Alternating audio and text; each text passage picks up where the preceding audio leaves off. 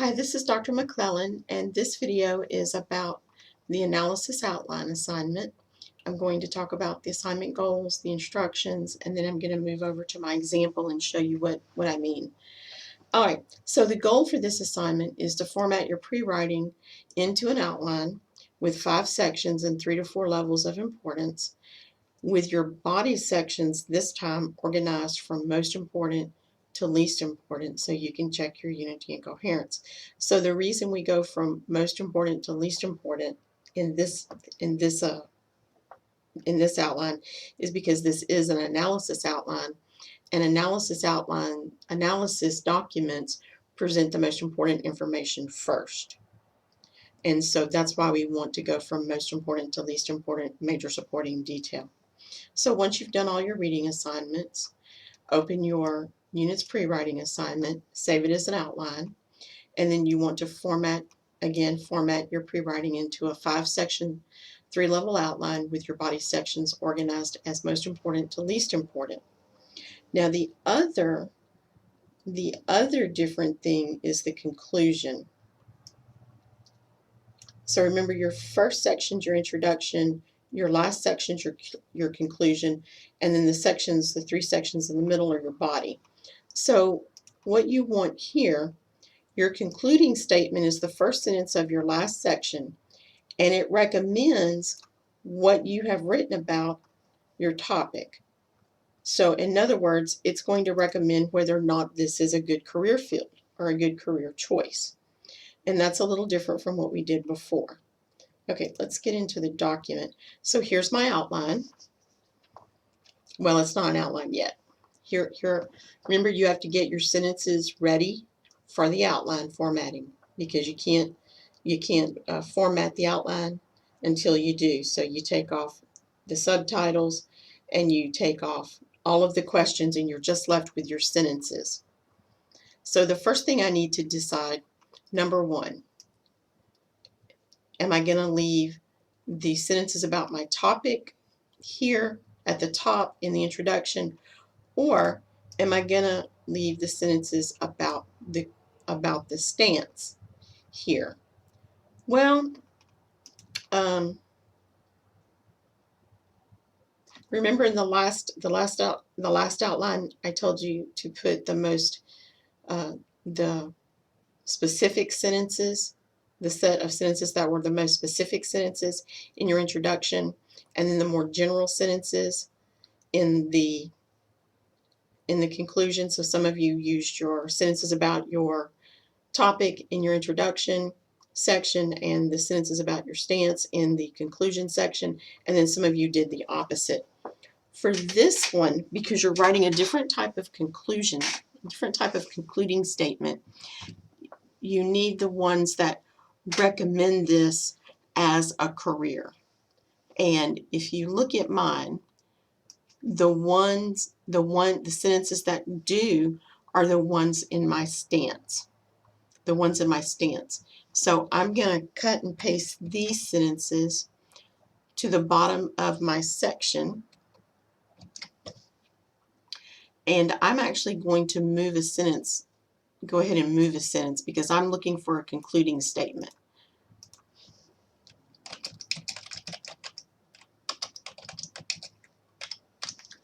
Because I don't want to have to write it if I already have it, right? So this particular sentence, teaching college English encourages people to grow as scholars, academics, and professors. So I'm telling my audience this is a good job, and I'm recommending it to them. And then I added my transition phrase in conclusion.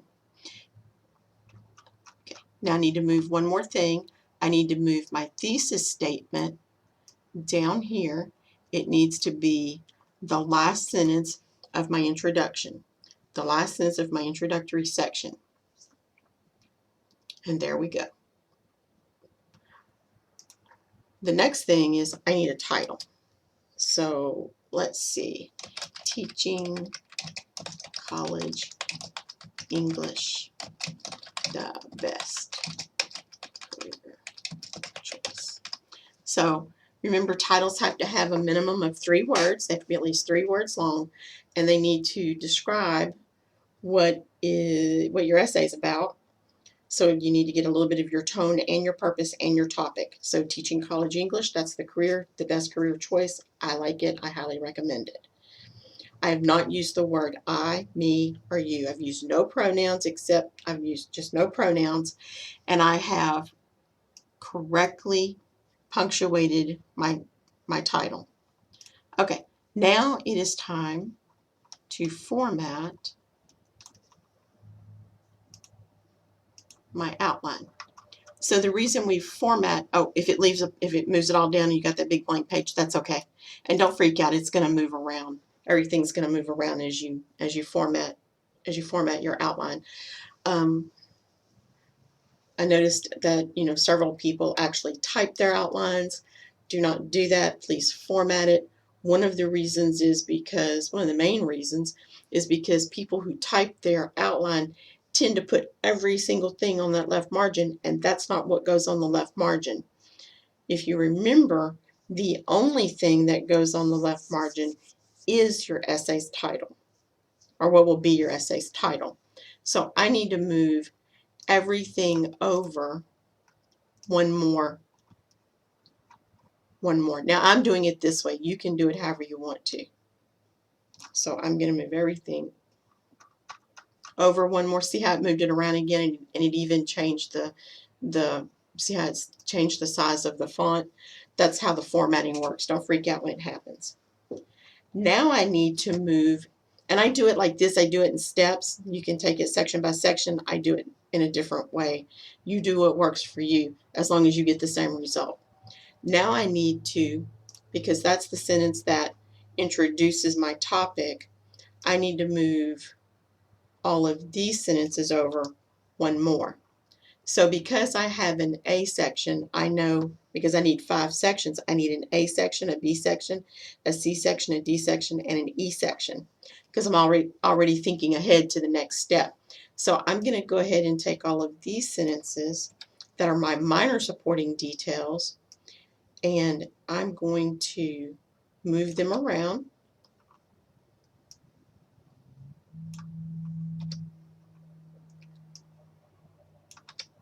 by tabbing them over one more time. Now I'm going to go through each of my sections, because doing that, I do it that way because it's pretty quick. Now what I need to do is make sure that my sentences are in the correct order in each section, and that each one is on the correct level. So for example, this sentence, when I look at these two sentences, I realize that this sentence is more general. All colleges and universities and some high schools offer college English classes on their campuses, whereas this sentence specifically says what college level English classes are. So I'm going to move the general sentence up here, and I'm going to tab the specific sentence over one. So that's a general statement. That's a general statement. That's a general statement.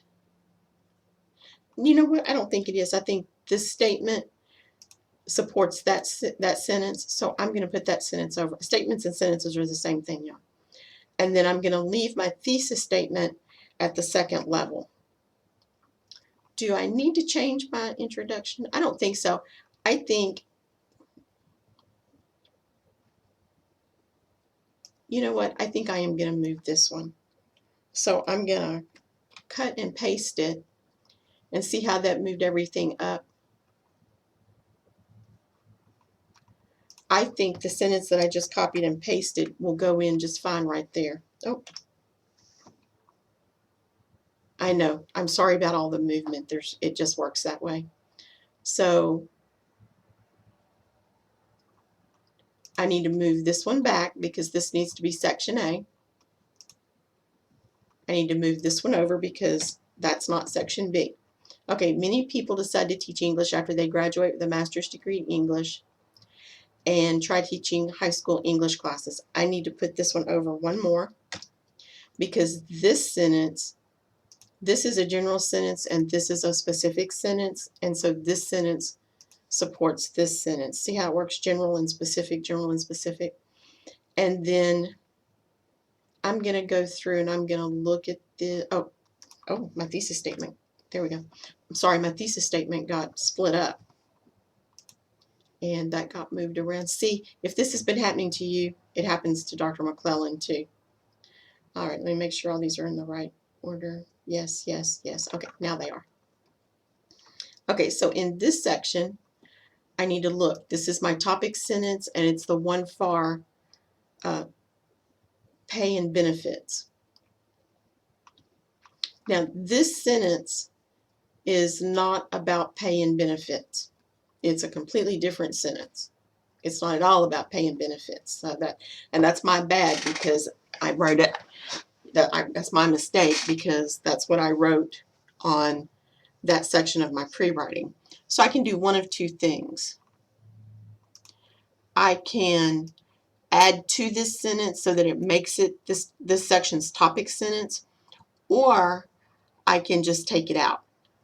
Now, if you're going to take out, don't forget you have to have at least 6 sentences per section. 6 sentences? 6 or 5, check me. I think I am going to make this into my topic sentence for this section by adding some information to it. People who love words and do not think about pay and benefits.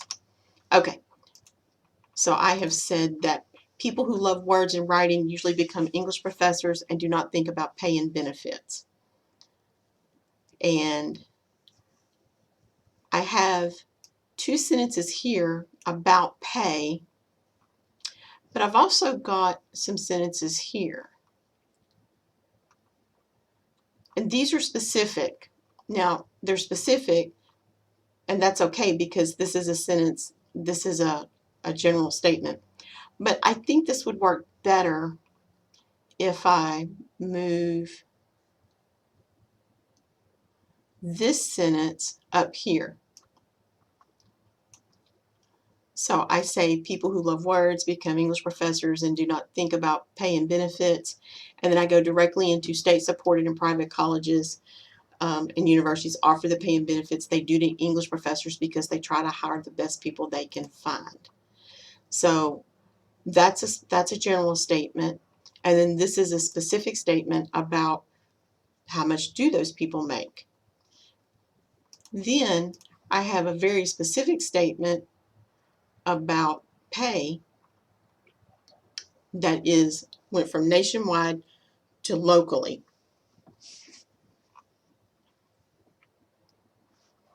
Now I've got English professors work in colleges and universities, and they typically work from August to May with a break in the semester. So this is more specific. This is general, this is specific. But look at this one. English professor pay does not always compare well with the pay of other professions that require the same level of benefits, but the benefits are usually far better. So I need to move this up. I need to move this up because this sentence is a general statement about the benefits being better, and this is a specific statement about the benefits being better. But I've got this sentence now, English professors work in colleges and universities. Well, I want to make this, because I don't want to delete it, because I don't want to, I need my words. I'm up to, I have, almost 1,700 words, but I don't want to lose my words. So English professors work in colleges and universities. I'm going to put that down here.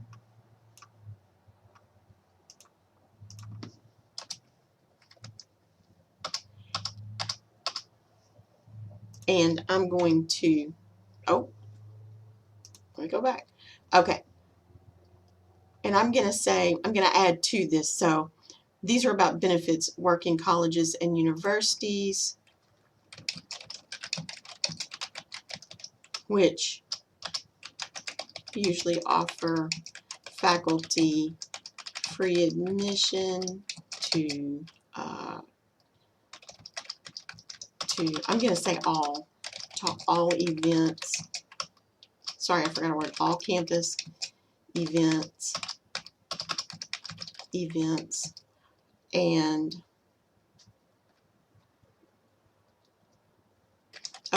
free gym memberships, and what else? What else could I say?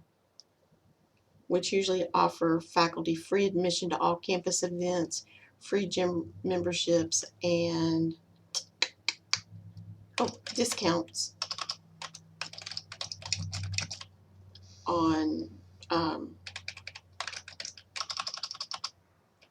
on community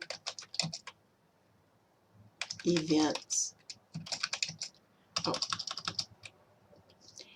So English professors work in colleges and universities, which usually offer faculty free admission to all campus events, free gym memberships, and discounts on community events. And so now I have part of this paragraph is about the pay, going from a general statement about it to a specific statement about nationwide pay, which, by the way, is one of my quotes, and an even more specific statement about the pay in my area. And then this half of the paragraph is about benefits. Okay. So my next one is about state-supported, about education and training requirements.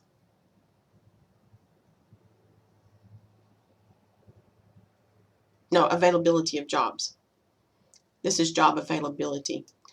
I actually think that job availability is not as important, and I'll explain to you why in a minute, is not as important as training, education and training. That's just my opinion. Other people have other opinions. I think that, but I do think, so I think pay and benefits is the most important criteria. I think education and training requirements is the second most requirement. And then I think job availability is the least important criteria. Okay, so states like Texas require at least a master's degree for teaching freshman and sophomore levels of English, of college English.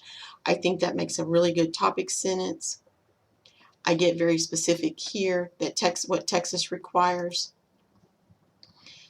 And then I have this sentence: most people get their degrees from close to home, but attending online programs is even getting more and more popular. Okay, this one right here, this is very specific. Anytime you have anytime that you have something with research in it, it's very specific. So I'm going to move this over because it supports, actually I need to move that. I'm going to move it up here.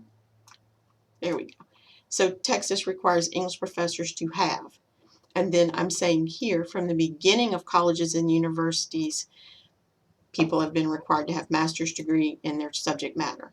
So from Texas to a little specific information about the history of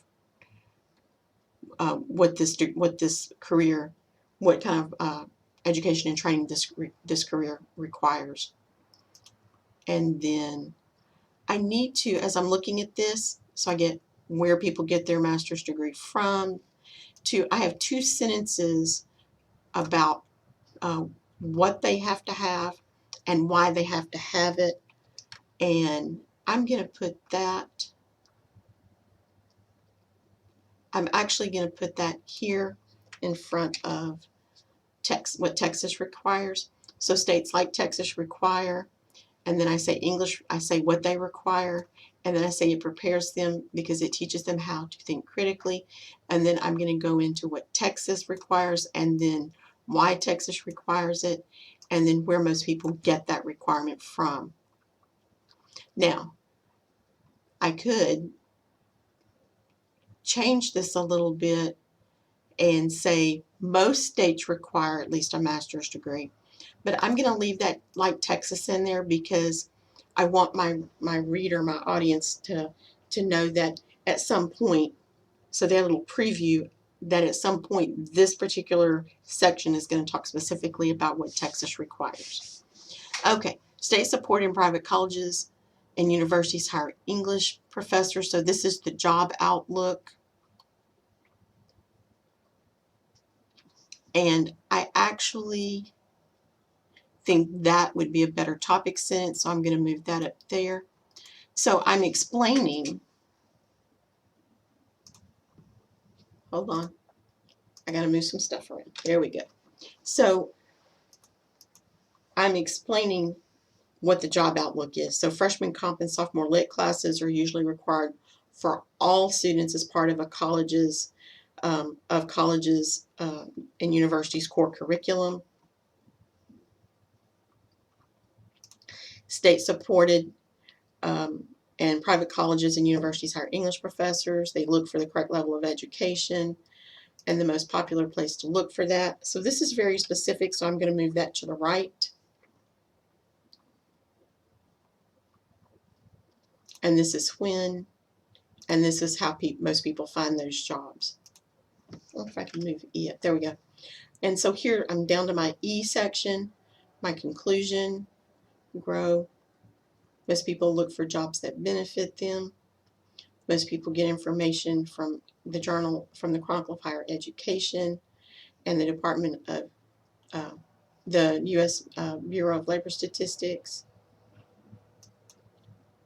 And I need to move that one over. And I think I'm going to move this one over one more because it goes from,